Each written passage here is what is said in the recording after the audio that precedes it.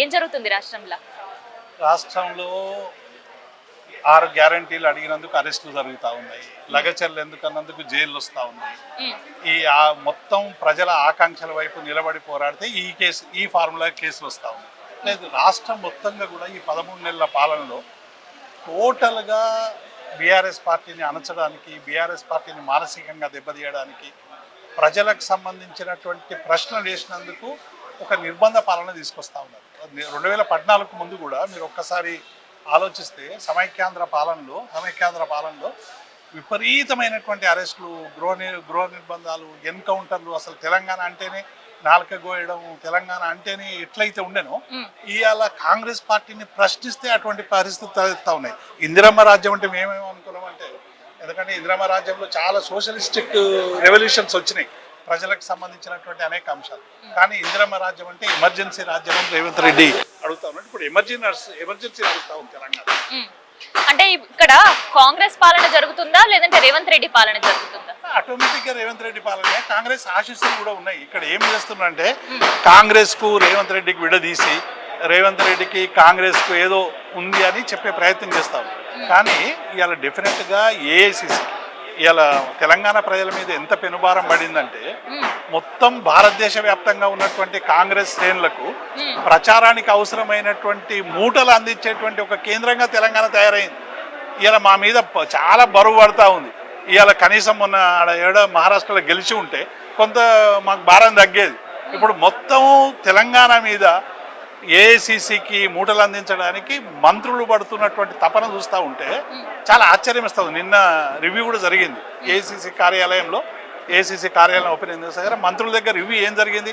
54 మంది విద్యార్థులు గురుకులాలు చచ్చిపోతే ఎట్లా చనిపోయినరు, వాటికి చనిపోకుండా ఎట్లా చేయాలనేటువంటిది చర్చ జరగాలి. లగచెర్లలో ఫార్మా కంపెనీ ఇస్తామంటే ఎందుకు రైతుల్ని అరెస్టు జరిగింది, దానివల్ల ఎందుకు జరిగిందనే చర్చ జరగాలి. ఈ చర్చలు ఏవి జరగలేదు. ఏం చర్చలు జరిగినాయి? అవసరమైనటువంటి మీ టార్గెట్లు ఫుల్ఫిల్ చేస్తలేరు. ఏం టార్గెట్లు? దేశవ్యాప్తంగా కాంగ్రెస్ బలపడడానికి ఇవ్వాల్సినటువంటి మూటల టార్గెట్లు తప్ప అసలు ప్రజల సంక్షేమానికి సంబంధించి ఏ ఒక్కటి మీద చర్చ జరుగుతుందా? డిస్ట్రక్షను, డెమాలిషను తప్ప, రెండు తప్ప అసలు ఈ రాష్ట్రంలో ఏం జరుగుతున్నది? ఎందుకంటే మాలాంటి ఉద్యమకారులకి మేము ఒక సుదీర్ఘకాలం పోరాటం చేసి తెలంగాణ తెచ్చుకొని అనేక మంది మా తమ్ముళ్ళు ఆదిరెడ్డి కావచ్చు, రాజిరెడ్డి కావచ్చు, వేణుగోపాల్ రెడ్డి కావచ్చు, అనేక మంది మా కళ్ళ ముందు ఇట్లా కాల్చుకొని చనిపోయారు. అటువంటి అమరవీరుల ఆకాంక్షలు నడుమొచ్చినటువంటి తెలంగాణని ఇవాళ పూర్తిగా ఎట్లా చేస్తున్నారంటే నిర్బంధం తీసుకొచ్చారు. అమరవీరుల దగ్గరికి పోవడానికి వీలు లేదు, అంబేద్కర్ దగ్గరికి పోవడానికి వీలు లేదు. అంబేద్కర్ని అయితే తాళం వేసేసారు. ఇది భారతదేశంలో సెన్సేషన్. అసలు ఎక్కడైనా అంబేద్కర్ తాళం వేస్తారు, ఎవరైనా ఒక పువ్వు పెట్టిపోతారు, మొక్కిపోతారు. అంటే ఇలా భారతదేశంలో అంతో ఇంతో కొంత రాజ్యాంగం అమలవుతా ఉన్నదంటే కారణం అంబేద్కర్. అటువంటి మహనీయునికి ఇలా తాళం వేసి దానికి కారణం ఒకటి ఏంటంటే కేసీఆర్ ఆడ ఇటుక పిల్ల పెట్టాడు. కేసీఆర్ పెట్టిన ఇటుక పిల్లను వాళ్ళ దగ్గర రానిరు. ఒక కమాండో కంట్రోల్ రూమ్ ఒకటి వాళ్ళకి అక్కడికి వస్తుంది, సచివాలయం ఒకటి అక్కడికి వస్తుంది, మిగతా అన్ని మార్చే ప్రయత్నంలో ఉన్నారు. కాబట్టి ఇవాళ కాంగ్రెస్ పార్టీ టోటల్గా ఇవాళ రేవంత్ రెడ్డి అనేటి ఆయన కాంగ్రెస్ పార్టీకి ఒక ఏమంటాం కుచేలుడు అప్పుడు ఇచ్చిన కొద్ది వస్తుంటాయి కదా, అట్లా తయారైపోయింది. ఇది మా దురదృష్టం ఏంటంటే తెలంగాణ తెచ్చుకున్నందుకు ఇవాళ రేవంత్ రెడ్డి తెలంగాణ ప్రజల మీద విపరీతమైన భారం మోపి ఈ డబ్బులన్నీ కూడా విదేశాల కంటే మిగతా రాష్ట్రాలకు పంపించడానికి ఉపయోగపడుతున్నాయి తప్ప ఇక్కడ ఒక్క సంక్షేమ పథకం. ఇలా రైతు బంధు మీరు చూసింది, రైతు బంధు 15,000 నుంచి 12,000కు తగ్గించి మేము ఇచ్చినామా తగ్గించినామా అని కొత్త లాజిక్ మాట్లాడుతున్నాం. మీరు ఏం చెప్పారు? 12,000 బిచ్చం వేస్తున్నాడు కేసీఆర్ అన్నారు. మళ్ళీ ఇలా 12,000 వేసేది బిచ్చమా రైతు భరోసా? ఆత్మీయ భరోసా అది ఒకటి పెట్టిండ్రు, 12,000 ఇస్తామన్నారు. ఎంతకు తీసుకొచ్చారు? 40 లక్షల మంది భూమి లేని కూలీలు ఉన్నారు. కేసీఆర్ గారు పట్టించుకుంటలేరు, దొరల పాలన నడుస్తుంది అన్నారు. ఇవాళ ఏమైంది? మీరు ఏం తెచ్చారు? 20 పని దినాలు చేస్తేనట నెలలో వాళ్ళకి ఇస్తారట. 20 పని దినాలు దొరుకుతున్నాయి ఎక్కడైనా ఎన్ఆర్ఈజిఎస్లో? ఒక్కసారి గ్రామీణ ప్రాంతం మీద సరైనటువంటి అవగాహన లేకుండా జరుగుతున్నటువంటి తతంగం అంతా చూస్తూ ఉన్నాం. కాబట్టి ఇవాళ తెలంగాణ ప్రజలు ఆలోచించుకుంటారు. ఎందుకంటే కేసీఆర్ పరిపాలనలో కొన్ని తప్పులు జరిగి ఉండొచ్చు, కానీ ఆ తప్పులన్నింటినీ మేము సరైనటువంటి రీతిలో పయనిస్తాము, ఇంకా ఏదో చేస్తామని చెప్పారు కదా. మరి ఏం చేస్తారు? కేసీఆర్ పరిపాలన కంటే మెరుగైన పరిపాలన అన్నాడు. మేము 10,000 ఇస్తే మీరు 15,000 ఇస్తామన్నారు, ఇవ్వండి. అది లేదు. స్కూటీలు ఇస్తామన్నారు, అది ఇవ్వండి. నిరుద్యోగ భృతి ఇస్తామన్నారు, ఇవ్వండి. మహిళలకు సంబంధించిన ఏ ఒక్కటి జరగదన్నారు. ఇవాళ రోజు ఒక గృహహింస జరుగుతూ ఉన్నది. మహిళల పట్ల విపరీతమైనటువంటి అట్రాసిటీస్ జరుగుతూ ఉన్నాయి. ఎవడు పట్టించుకునే నాతుడు లేడు. ఇదంతా అడుగుతూ ఉంటే ఈ ఫార్ములా రేస్ కేసులు, లేకుంటే ఇంకొక కేసు, 1,00,000 బైనాక్యులర్లు పెట్టెత్తుకుతున్నారు. రెండు కూడా అటు బీజేపీ కాంగ్రెస్ ఈ రెండు ఒకటే. నిన్న మా మీద నిందేసిండు ఆర్ఎస్ఎస్ బీఆర్ఎస్. ఇలా ఒకటైంది ఎవరు? రేవంత్ రెడ్డి. నేను మీ ఛానల్ ద్వారా సూటిగా ప్రశ్నిస్తున్నా. రామన్నపేటలో ప్రజలందరూ కూడా సిమెంట్ ఫ్యాక్టరీ వద్దంటే ఆదాని అంబానీ కట్టిపెట్టింది ఎవరు? రేవంత్ రెడ్డి. సమాధానం చెప్పు రేవంత్ రెడ్డి అని అడుగుతా ఉన్నాం. ఇలా 100 కోట్ల రూపాయలు స్కిల్ యూనివర్సిటీకి మీ అధిష్టానానికి తెలియకుండా తీసుకున్నావా? 100 కోట్లు ఇవాళ వాపసు ఇచ్చినారని చెప్తా ఉన్నారు. మీరు అదొక్కటే కాదు కదా, ఇవాళ అనేక కంపెనీలు మీరు దావోస్లో అగ్రిమెంట్ చేసుకున్నారు ఆదాని అంబానీ కంపెనీకి. ఓల్డ్ సిటీలో ఈ ట్రాన్స్మిషన్ లాసెస్ ఎక్కువ జరుగుతూ ఉన్నాయి. విద్యుత్ కేంద్రంలో అన్నిటికీ మీటర్లు పెట్టి ఓల్డ్ సిటీ ప్రజల దగ్గర ముక్కు పిండి వసూలు చేయాలని చెప్పి ఒక మోడల్ ప్రాజెక్టుగా ఇచ్చేటువంటి పని ఎవరికి ఇచ్చారు? ఆదాని అంబానీకే కదా. మీరు ఒకవైపు ఏమో ఇక్కడ ఆదాని అంబానీతో దోస్తాన్ చేస్తారు, ఢిల్లీలో ఏమో మాకు దోస్తాన్ లేదు, సంవిధాన్ ర్యాలీ అని ఒక ర్యాలీ పెడతారట. 10 మంది ఎమ్మెల్యేలను చేర్చుకుంటారు, 10 మంది ఎమ్మెల్సీలను చేర్చుకుంటారు. ఎవడు రాజీనామా చేయడు. ఇవాళ సంవిధాన్ ర్యాలీ, ఆయనేమో సంవిధాన్ ర్యాలీ అని పుస్తకం పట్టుకుంటాడు. ఈయన సంవిధాన్ ర్యాలీకి పేరు మీద సంవిధాన్ పేకో అంటున్నాడు. చాలా స్పష్టంగా కనబడతా ఉంది కదా. ఇవాళ ప్రజలు, తెలంగాణ ప్రజలు చాలా చైతన్యవంతులు. అనేక సామాజిక ఉద్యమాల నేపథ్యంలో అనేక పోరాటాలు చేశారు. ఇక్కడ భూమి భుక్తి విముక్తి కోసం పోరాటాలు జరిగినాయి, ఈ నేల కోసం పోరాటం జరిగినాయి, పెద్ద నక్సల్బరీ ఉద్యమం జరిగింది. ఇన్ని ఉద్యమాల నడమ ప్రజలు అనేక హింసను ఎదుర్కొన్నారు. ఆ హింస ఉండొద్దని, ఆ హింస పోవాలని 10 ఏళ్లుగా కేసీఆర్ పరిపాలనలో ఒక అద్భుతమైనటువంటి 2 పూటల తిండి తినడం కానీ, లేకుంటే టైంకు కరెంట్ రావడం కానీ జరిగింది. ఇప్పుడు మళ్ళీ ఏమైంది? మళ్ళీ పాత పరిస్థితులు పునరావృతమవుతున్నాయి. ఇప్పటికైనా కాంగ్రెస్ పార్టీ కొంచెం నేల విడిచి సాము చేస్తూ ఉంది. ఇప్పుడు క్షేత్రస్థాయికి రమ్మని మేము డిమాండ్ చేస్తూ ఉన్నాం. మీరు ఇచ్చిన హామీలు అమలు చేయండి. ఒక ప్రతిపక్ష పార్టీగా మేము డెఫినెట్గా ప్రభుత్వంలో ఉన్నటువంటి లోపాలని వెతుకుతాం. మీరు సంవత్సర కాలంగా ఒక్క రోజైనా ఏదైనా మనం టెస్ట్ పెట్టాలి ఇవాళ కాంగ్రెస్ పార్టీకి. ఈ ఒక్క రోజు మీరు కేసీఆర్ మాట లేకుండా మీరు మాట్లాడండి అని ఏ కాంగ్రెస్ పార్టీ నాయకుడైనా 5 నిమిషాలు మాట్లాడితే ఏ ప్రైజ్ అంటే ఆ ప్రైజ్ వాళ్ళ ఓపెన్ ఛాలెంజ్. కేటీఆర్ అంశం కానీ, కేసీఆర్ అంశం కానీ, 10 ఏళ్ల పరిపాలనకు సంబంధించినటువంటి అంశం కానీ మాట్లాడకుండా మీరు చేసిన అంశాలు మాట్లాడండి. ఓపెన్ ఛాలెంజ్ చేస్తున్నాం. రోజు కేసీఆర్ భజన, కేటీఆర్ భజన, హరీష్ రావు భజన, లేకుండా మా 10 ఏళ్ల భజన. ఇది తప్ప వాళ్ళు చేసింది ఒక్కటి. అయితే ఈడ ఇంకొక ముచ్చట మీరు అన్నట్టే కరెక్టే. తెలంగాణ వాళ్ళు కొట్లాడింది ఉద్యోగాల కోసం కూడా, ఇప్పటికీ కొట్లాడుతూనే ఉన్నారు ఉద్యోగాల కోసం. ఈ సమయంలో రిటైర్మెంట్ కి దగ్గరగా ఉన్నారు. ఏదో ఒక ప్లాన్ చేసుకుందాం, రిటైర్మెంట్ మన్మళ్ళతో గడుపుదాము, మన్మరాలతో గడుపుదామో, లేదంటే కుటుంబంతో గడుపుదామో, లేదంటే ఇంకొక ఏదో ప్లాన్ చేసుకొని ఉంటారు. కానీ ఇప్పుడు వాళ్ళకి చాలా మంచి ప్రశ్నమా. నేను 30 ఏళ్ళు తెలంగాణ ఎన్జిఓ సంఘం రాష్ట్ర అధ్యక్షునిగా వివిధ హోదాలలో పనిచేసిన. నేను మొత్తం 30 ఏళ్లలో ఏ ఒక్క రోజు కూడా ఒక రిటైర్మెంట్ ఉద్యోగికి డబ్బులు రాలేదు, ఆత్మహత్య చేసుకుంటున్నాను వీడియో చూడలేదు. మొట్టమొదటిసారి మహబూబ్ నగర్ ESI వీడియో చూసి చాలా కలిసివేసి ఇవాళ మార్చి 24 నుండి డిసెంబర్ 31 వరకు, అంటే మొన్న డిసెంబర్ 30 వరకు 7,934 మంది రిటైర్ అయ్యారు. ఏ ఉద్యోగికి ₹1 ఇస్తలేరు. GPF ఇస్తలేరు, సరెండర్ లీవ్ ఇస్తలేరు, గ్రాట్యుటీ ఇస్తలేరు, ఏమి ఇవ్వకుండా ఊర్లో పాలేరుకైనా దొరా నేను పోతున్నా అంటే ఒక గొంగడి కప్పి ఒక కట్టె చిత్రం పెట్టి ఇంటికి పంపిస్తారు. ఇది తెలంగాణ సంస్కృతి. కానీ ఇక్కడ ఏమైపోతుంది, 30 ఏళ్ళు ఊడిగం చేయించుకొని ఇలా మొత్తంగా కూడా ₹1 లేకుండా పంపిస్తున్నారు కదా.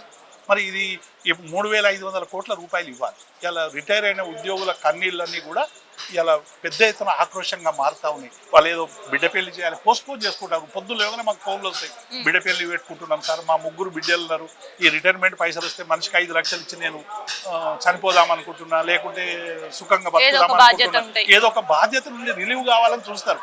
రిటైర్మెంట్ అనేటువంటిది జీవితంలో ఒక ముఖ్యమైన ఘట్టం అమ్మ. ఆ ఘట్టం కోసము కుటుంబంలో ఉన్నటువంటి వాళ్ళందరూ కూడా ఎంతో కొంత ఎదురు చూస్తారు. ఇవాళ మొదటిసారి 8,000 కుటుంబాలు రోడ్ల మీద పడితే ఎవడు పట్టించుకునేటువంటి పరిస్థితి. మేము అడుగుతానేమో మీరు 1వ తారీఖు వేతనాలు ఇవ్వలేదు అని మాట్లాడతారు. అంటే వాళ్ళ ఏదైతే రిటైర్మెంట్ ఉండే టైం ను కూడా పెంచుడు అనేది ఇప్పుడు అంటే చాతనైతుందా ఇంకా వాళ్ళకి పని చేయాలని. అదే ఇప్పుడు కొత్త విచిత్రం ఏంటంటే తెలంగాణ వచ్చిందే నిరుద్యోగ అవును. ఉద్యోగాలని ఉద్యోగుల కోసం కొట్లాడిన పరిస్థితి.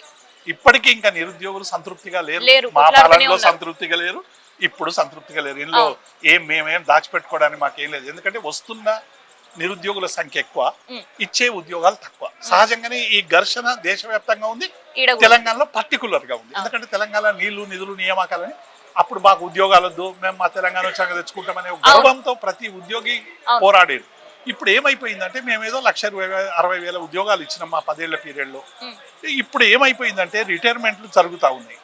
ఈ రిటైర్మెంట్ ఏజ్ను పెంచాలనేటువంటి ఒక కుట్ర జరుగుతూ ఉంది. నాకు మొన్న సచివాలయం నుంచి వచ్చిన సమాచారం ఏంటంటే ఎన్నేళ్లు పెంచుతామని ఓ క్వశ్చనర్ విడుదల చేసి దాని మీద ఎంక్వైరీ చేస్తున్నట్టు నాకు తెలిసి. అంటే ఏం చేయదలుచుకున్నారు అంటే రిటైర్మెంట్ అయినటువంటి వాళ్ళకు డబ్బులు ఇవ్వకుండా ఈ డబ్బుల్ని వేరే పనులకు ఉపయోగించాలని ప్రయత్నం చేస్తాం. ఎంతకాలం ఇప్పుడు నిరుద్యోగ యువకులందరూ కూడా మాకు ఉద్యోగాలు కావాలని ఒకవైపు కొట్లాడుతూ ఉంటే మీరు అందరూ చిక్కడపల్లి సెంట్రల్ లైబ్రరీకి పోయి మీ రాహుల్ గాంధీ, నువ్వు, మీ జయరాం రమేష్, మీ వాళ్ళు అందరూ పోయి ఏం చెప్పిండ్రు ఆ రోజు? మేము 2 లక్షల ఉద్యోగాలు ఇస్తామన్నారు, జాబ్ క్యాలెండర్ ప్రకటిస్తామన్నారు, మేము చెప్పిన ప్రతి అంశము నెరవేరుస్తామన్నారు. జాబ్ క్యాలెండర్ ఎక్కడ పోయింది? జాబ్లెస్ క్యాలెండర్గా మారింది. 2 లక్షల ఉద్యోగాలు ఇస్తారు, మీరు ఇచ్చింది 11,000. 50,000 ఉద్యోగాలలో 39,000 ఉద్యోగాలు మేము నోటిఫికేషన్లు ఇచ్చిపోయినాయి. మీరు ఇప్పుడు కొత్తగా నోటిఫికేషన్లు ఎన్ని ఇచ్చిండ్రు, ఎన్ని ఉద్యోగాలు ఇచ్చిండ్రు చెప్పాల్సినటువంటి బాధ్యత ఉంటుంది కదా. ఇప్పటి వరకు ఒక్క ఉద్యోగం గురించి ఇంకా కొత్త ప్రస్తావన లేదు. మళ్ళీ ఈ రిటైర్ అయిన ఉద్యోగులు మీరు ఏజ్ పెంచుకుంటా పోతే మరి నిరుద్యోగ యువకులు అందరూ ఎటుపోవాలి? ఇప్పటికే 61 అనేటువంటిది ఎక్కువ అని మేము కేసీఆర్కి మేమే చెప్పినాం. 60 సరిపోతుంది సార్, ఎందుకంటే దేశవ్యాప్తంగా కూడా ఈ నిరుద్యోగ సమస్య పెరుగుతూ ఉంది. అంటే ఎవరైనా ఒక రంగంలో నిష్ణాతులైతే వాళ్ళని కంటిన్యూ చేసుకోవచ్చు. అది 5-10 మందే చేస్తారు. కానీ మొత్తం మంది ఇవాళ ట్రాఫిక్ పోలీసులు నువ్వు 62 వరకు నిలబడమంటే ఆయన ఇట్లా పడిపోతాడు. డ్రైవర్ ఎన్నిసార్లు క్లచ్ ఎన్నిసార్లు చేయాలమ్మా ఆర్టీసీ డ్రైవర్? ఇప్పటికే డిస్క్ ప్రాబ్లమ్, మోకాళ్ళ ప్రాబ్లంతో ఆల్రెడీ హెల్త్ ఇష్యూస్ తోటి ఇబ్బంది పడుతున్న టైంలో బస్సులు తీసుకొని పోయి నువ్వు 61 ఏళ్ళు అంటే వాళ్ళకి ఎన్ని కష్టాలు వస్తాయి. ఇవి ఏవి తెలియవు. ఎక్కడంటే ఈ ఆర్థిక పరమైనటువంటి సమస్యను బయటపడాలి, ఇచ్చిన హామీలు అమలు చేయడానికి ఎంతో కొంత ఉపయోగించుకోవాలని చెప్పి మాట్లాడే మాటలు తప్ప అసలు టోటల్ గా ఇలా నిరుద్యోగ యువకులకు అందరికీ నేను అప్పీల్ చేస్తా ఉన్నా మీ ఛానల్ ద్వారా. ఈ రిటైర్మెంట్ ఏజ్ అనేటువంటిది పెంచడం అనేటువంటిది ఒక దుర్మార్గం. ఒక ఉద్యోగ సంఘ నాయకునిగా, మాజీ నాయకునిగా, నేను దశాబ్దాల కాలంగా పనిచేసినటువంటి నాయకునిగా చెప్తా ఉన్నా, ఈ రిటైర్మెంట్ ఏజ్ అనేటువంటిది పెంపు అనేది సరైనది కాదు. ఏదో సంపాదించుకోవడానికి కొంతమంది ఉద్యోగులు కోరొచ్చు, కానీ మనం బహుళజన ప్రయోజనాలను చూడాలి. ఇక్కడ అనేక మంది మన బిడ్డలు అందరూ కూడా రోడ్ల మీద తిరుగుతా ఉన్నారు. నిరుద్యోగులకి ఉద్యోగాలు దొరికే ఇన్ కేస్ రిటైర్మెంట్ టైం కనుక పెంచితే అట్లీస్ట్ క్వాలిటీ ఆఫ్ వర్క్ జరుగుతుందా? ఎట్లా జరుగుతుంది? క్వాలిటీ ఆఫ్ వర్క్ జరిగే పరిస్థితి ఉంటుందా? యువతని మనం తీసుకొస్తే ఇవాళ ఆర్టిఫిషియల్ ఇంటెలిజెన్స్ పోయినామా మనం, అంటే కృత్రిమ మేధకు అంత దూరం పోయినాం మనం. కాబట్టి ఇలా కార్యాలయాల్లో సృజనాత్మకమైనటువంటి పని విధానం పెరగాలి. మూసబోసిన పద్ధతులు, ఫైళ్లు దుమ్ము దులిపేటువంటి పద్ధతి, దొరకని మాకు తెలియదు, మేము చూడలేదు అనేటువంటి పద్ధతి, ఇదంతా పోవాలి. ఇప్పుడు ఇన్ని సంస్కరణలు వచ్చినాక మనం ఎక్కడికో రోదసీకి పోతున్నాం, కానీ మన కార్యాలయాల్లో చూస్తే మళ్ళా గది అశోకుని కాలం నాటి కార్యాలయాలే కనబడుతున్నాయి మనకు. కాబట్టి ఇది అసలు ఒక సృజనాత్మకమైనటువంటి విలువలు లేనటువంటి కార్యాలయాలు తయారవుతా ఉన్నాయి. యువత వస్తే వాళ్ళకు ఒక ఐడియాలజీ ఉంటుంది, ఈ సమాజం పట్ల ఒక శ్రద్ధ ఉంటుంది, అవినీతి పట్ల వాళ్ళు ఒక 30-35 ఏళ్ల తర్వాత ఏమైనా కొంత ఆలోచించవచ్చు. కనీసం 15 ఏళ్ల వరకు సిన్సియర్గా డ్యూటీ చేయాలని చూస్తారు. మనం వచ్చిన కొత్త ఐఏఎస్ ఆఫీసర్లను చూస్తాం, చాలా తపన ఉంటుంది, ప్రజలకు ఏమైనా చేయాలని తపన ఉంటుంది. కొత్త ఐపీఎస్ ఆఫీసర్లను చూస్తాం. ఒక 15 ఏళ్ళు అయినాక మీరు అన్నట్టు ఏదైనా సమాజం ఆయన మీద కూడా కొంత బురదపడి ఏమైనా మారితే మారిండొచ్చు. కానీ ఇలా యువత లేకపోవడం వల్ల అసలు కార్యాలయాల్లో ఒక అసలైనటువంటి పని జరగడం లేదు. వర్క్ కల్చర్ లేకుండా పోయింది. అంటే నేను సీనియర్ ఉద్యోగుల్ని అవమానించడం కాదు, నాకు శక్తి సరిపోదు. ఇప్పుడు నేను మిగతా యువకుల్లాగా నేను పరిగెత్తలేను. నేను ఆర్టిఫిషియల్ ఇంటెలిజెన్స్లో ఇప్పుడు నిష్ణాతులు నేను కాలేను. ఎంత ప్రయత్నం చేసినా నాతో కాదు. అయ్యేటువంటి మన చెల్లెలు కావచ్చు, మన బిడ్డలు కావచ్చు, మన మిగతా వాళ్ళందరూ రోడ్ల మీద తిరుగుతున్నారు కదా, వాళ్ళని తీసుకొచ్చి మీరు చేయాల్సింది బదులు ఇలా వర్క్ కల్చర్ను ఇలా హత్య చేస్తూ ఉన్నారు. పని చెయ్యొద్దు, చెప్పిన పని మాత్రమే చెయ్యాలి, పలానాది చేయాలి, మిగతా పనులు చేయొద్దు. ఇది ఇలా తెలంగాణలో నడుస్తున్నటువంటి పని. ఈ 2 వర్క్ కల్చర్ పెంచాలంటే మీరు నిరుద్యోగ యువకులకి అవకాశం ఇవ్వండి, అప్రెంటిస్షిప్ పెట్టండి. కొత్తగా ఒక 1 ఇయర్ ట్రైనింగ్ ఇవ్వండి అందరికి, 25,000 ఇచ్చి 1,00,000 మంది ఉద్యోగాలను పెట్టండి. ఇప్పుడు ఒక రిటైర్ ఉద్యోగికి ₹1,00,000 వస్తే 33 పని చేస్తారమ్మా. ఇప్పుడు మీరు పెన్షన్ కోసం వరల్డ్ బ్యాంక్ నుంచి అప్పు తీసుకొచ్చి 3,500 కోట్లు ఇవ్వండి. ఎవడొద్దన్నాడు? 10,000 కోట్లకు మీరు ఇలా తనఖా పెట్టారు కదా టీజీఐఏసీ భూముల్ని. మరి ఈ 3,500 కోట్లు క్లియర్ చేయండి. మీరు రిక్రూట్మెంట్ పెంచండి. ఇవి ఏ పెంచకుండా ఉత్తమ కలబొల్లి మాటలు చెప్పి మేము ప్రజాపాలన తెచ్చినాం, జనరంజక పాలన తెచ్చినాం అంటే ఎవరు నమ్మడమ్మా. అయితే ఇక్కడ ఉద్యోగుల సంబంధించిన పనితీరు గురించి మనం ఇప్పటివరకు మాట్లాడుకున్నాం. మరి మంత్రుల పనితీరు ఎట్లా ఉంది? ఎందుకంటే మంత్రుల పనితీరు పైనే కేంద్రం నుంచి ఇక్కడ ఒక సర్వే జరిగిన పరిస్థితి. ఇప్పుడు మంత్రుల పనితీరు అంటే ఏముందమ్మా? మంత్రులు ఇప్పుడు ఉన్నారు 10 మంది మంత్రులు, కనీసం 17 మంది మంత్రులు అని ఉంటేనేమో విద్య ఒకరికి, హోం ఒకరికి కొంత డివైడ్ అయిపోయి పని భారం అనేది తగ్గేది. ఇప్పుడు మంత్రులు చాలా కష్టాలు పడతా ఉన్నారు పాపం వాళ్ళు. అంతే కదా, కష్టం అంటే ఏం కష్టం? సరైనటువంటి సమాచారం రాదు. వీళ్ళు ఏదైనా నిర్ణయం తీసుకుందామంటే ఏఐసిసి పోవాలి, స్థానికంగా నిర్ణయాలు తీసుకునే హక్కు లేదు. ప్రతిదీ ఢిల్లీని అడగాలి, మళ్ళీ రేవంత్ రెడ్డి చెప్పినా మళ్ళీ దీపక్ మున్షిని అడగాలి, ఆ మున్షి చెప్పకుండా ఇంకొక మున్షిని అడగాలి. ఎట్లయిపోయిందంటే తెలంగాణ బతుకంతా కూడా మళ్ళీ అడక తినే బతుకులాగా తీసుకొచ్చారు. అసలు మంత్రులు ఏమైనా పని చేస్తున్నా? పైకి రివ్యూ మీటింగ్లు చేస్తున్నారు, ఏదో చేస్తున్నామని చెప్తున్నారు, ప్రెస్ మీట్లు పెడుతున్నారు, కానీ అసలు క్షేత్రస్థాయిలో జరిగింది ఏంది? మహేష్ గౌడ్ అనేట ఆయన పిసిసి ప్రెసిడెంట్ అయ్యిండు పాపం, మంచోడు మిత్రుడు. ఆయన మాకు లేఖలు రాస్తున్నాడు. ఎవరికి లేఖలు రాయాలి మహేష్ గౌడ్ గారు? ప్రతిపక్షాలకు లేఖలు రాస్తున్నాడు, మీరు అది చేస్తున్నారు ఇది చేస్తున్నారు. ఆయన లేఖలు రాయాల్సింది రేవంత్ రెడ్డికి, లేఖలు రాయాల్సింది రాహుల్ గాంధీకి, లేఖలు రాయాల్సింది సోనియా గాంధీకి. ఏం లేఖలు రాయాలి? మనం ఇన్ని హామీలు ఇచ్చినాం, ఈ గ్రామ పంచాయతీ ఎన్నికల లోపల అమలు చేయకుంటే మనల్ని ప్రజలు కొడతారు, తిడతారు, మనల్ని గ్రామాల్లోకి రానియరు, దయచేసి మీరు అమలు చేయండి అని ఒక పిసిసి ప్రెసిడెంట్గా వాళ్ళ అధిష్టానానికి లేఖలు రాయాలి. మేము కొత్తగా చూస్తున్నాం ఇవాళ ప్రతిపక్షాలకు లేఖలు రాస్తున్నాడు ఆయన. కాబట్టి ఈ కల్చర్ చూస్తూ ఉంటే ఎట్లా అనిపిస్తుంది అంటే టోటల్గా కాంగ్రెస్ పార్టీ ప్రజలకు ఇచ్చినటువంటి హామీల వైఫల్యంతో ఫ్రస్ట్రేషన్ పోతాం. ఎట్లా ఏదో 5 ఏళ్ళు గడుపుదాం పోదాం అంతకు తప్ప వాళ్ళకు వేరే కనెక్టివిటీ ఏముంది? రేవంత్ రెడ్డి అన్నాడు ఉద్యమంలో పాల్గొన్నాడు కాదు, తెలంగాణ ప్రజల సోయి తెలిసినోడు కాదు, తెలంగాణ ప్రజల కష్టాలు తెలిసినోడు కాదు. వాళ్ళకి వీళ్ళకి ₹1 ఇచ్చి ఏమి ఉద్యమకారులకు 250 గజాలు ఇస్తామంటే వాళ్ళకి ఇవ్వడం ద్వారా నేను ఉద్యమకారుని అయితే అనుకుంటున్నాను. మమ్మల్ని అందరినీ చంపడానికి తుపాకీ పట్టుకొని తిరిగిన ఆయన కదా, మేము మర్చిపోతామా అన్న? ఉద్యమకారులు మర్చిపోతామా? కొట్టిన వాళ్ళు అందరు మా పార్టీలోనో ఇంకో పార్టీలోనో మాకు అందరు గుర్తుంటారు. ఎవరి స్థాయిలో వాళ్ళు మాట్లాడాలి. ఇవాళ మొత్తం తెలంగాణని కేసీఆర్ను పొద్దున్న లేస్తే దిట్టుడు తప్ప ఏమైనా ఉందా? కేసీఆర్ కాంట్రిబ్యూషన్ ఏంది అనేటువంటి ఆలోచన ఏమైనా ఉందా మీకు? కేసీఆర్ ఎంత పోరాటం చేసి రాదనుకున్న తెలంగాణను సాధ్యం చేసినటువంటి కేసీఆర్ని ఇలా మీరు పట్టుకొని తిడితే ప్రజలలో దాన్ని ఇప్పుడు ఉండకపోవచ్చు, మీరు శునకానందం పొందొచ్చు, షాడిస్ట్ ఆనందం పొందొచ్చు, కానీ దీని తప్పకుండా దీన్ని ఉంటాయి. మేము ఇప్పుడు గాంధీని తిడితే స్వాతంత్రోద్యమంలో పాల్గొన్న గాంధీ మాకు ఇట్లా ఈ టోపీ గాంధీ టోపీ పెట్టిపోయింది కానీ మాకేం చేయలేదని తిడితే ప్రజలు నమ్ముతారమ్మా? కాబట్టి కేసీఆర్ను కూడా మీరు విధానాలలో కేసీఆర్ కంటే మించిపోండి, కేసీఆర్ కంటే ఇంకెక్కువ మానవతా హృదయం చూపించండి, కేసీఆర్ కంటే ఎక్కువ సంక్షేమ పథకాలు అమలు చేయండి, కేసీఆర్ కంటే ఇంకా ప్రజాస్వామికంగా పనిచేయండి. అప్పుడు మిమ్మల్ని నమ్ముతారు. కానీ మీరు కేసీఆర్ను తిట్టుకుంటూ దుర్మార్గమైనటువంటి కల్చర్ తెలంగాణలో చేస్తే మాత్రం డెఫినెట్గా ప్రజలు తిరుగుబాటు చేస్తారు. సో ఇది దేవిప్రసాద్ గారు చేస్తున్న ఓపెన్ ఛాలెంజ్. మరి ఈ ఛాలెంజ్ని లేఖలు రాస్తున్న వాళ్ళు తీసుకుంటారా, లేదంటే ప్రభుత్వం తరఫున మాట్లాడుతున్న మంత్రులు ఈ ఛాలెంజ్ని స్వీకరిస్తారా? మనం కూడా చూద్దాం.